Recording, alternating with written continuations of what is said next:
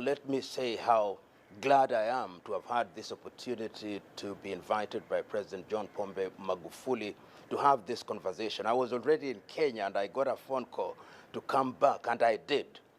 And he is the first president in this continent who has taken the step to invite me at a very short notice to have a long conversation on Africa. I may have met other presidents, but this is unique. Unique in the sense that I've had the opportunity to have a conversation of nearly 1 hour with President John Pombe Magufuli, and what amazes me is the president's ability to explain in detail many of the things that have happened in the last 4 years in this fifth administration of the government of the United Republic of Tanzania. We have talked about what has happened in the area of infrastructure, what has happened in the education sector, what has happened in the health sector, what has happened in terms of international relations. And what has come out very clearly and what has impressed me is that the president has the pulse of the nation. He knows what is happening. He is able to state in detail what is happening in Iringa, what is happening in Mwanza, what is happening in Chalinze, what is happening in different sectors. And his appreciation of the fact that going forward, Africa can only realize our potential if her men and women are dedicated to do things that are in the best interest of the society. Some of the statistics that I've got from him, that when he assumed office, there were 20,000 ghost workers, 14,000 workers who did not have qualification. Once you have removed all these individuals from the payroll, that releases money for utilization in sectors that will benefit the society. I've also learned that in Tanzania, public workers now receive their salaries on the 23rd day of every month. And that is amazing.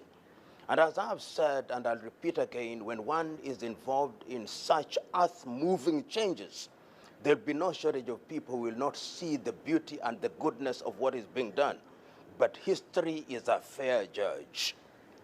He is a judge that is able to identify the things that speak for themselves. So in the administration of President John Pombe Magufuli, what speaks for him, even if he chooses to remain silent? It is the bridges that have been built. They speak for him. It is the health facilities that have been built that speak for him. It is the increased enrollment in primary school and in universities that speak for him. It is the increment of the National Reserve that speaks for him. It is the efficiency with which funds are being utilized that speak for him.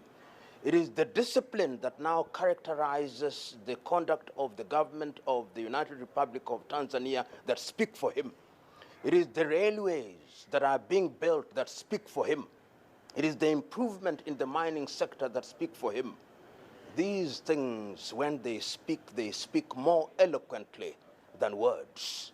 And I am certain that that is the direction in which we should move.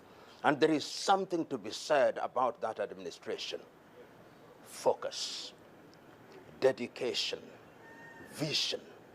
And that is what Africa needs. That, to me, is the trick that will move Africa from the muck and mire of lamentation to the hard ground of implementation and the improvement of the quality of people's lives. Because after all is said and done, what is the purpose of government?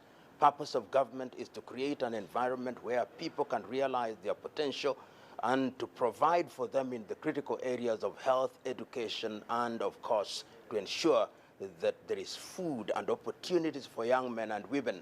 And I believe that President John Pombe Magufuli is thinking in that direction when he talks about the fourth industrial revolution, when he talks about robotics and internets and the use of technology and transfer of technology for the betterment of the people of Tanzania. I've had a beautiful conversation. I've had an enlightening conversation. And I hope that in their wisdom, the people of Tanzania will make a decision that is favorable to give President John Pombe Magufuli 5 more years. He has not asked me to be his campaigner. That is my own thought.